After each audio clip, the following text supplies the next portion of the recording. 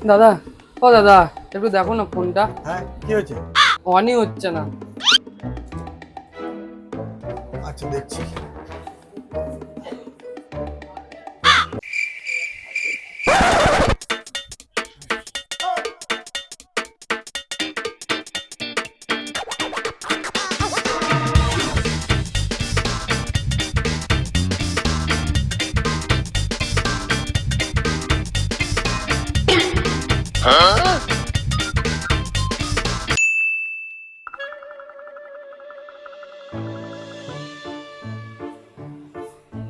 কেন ঠিক হয়ে যাচ্ছে, দেখো তুমি একবার।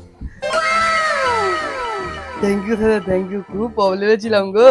ঠিক আছে মোবাইল, হ্যাঁ, তোমার 500 টাকা হলো কি?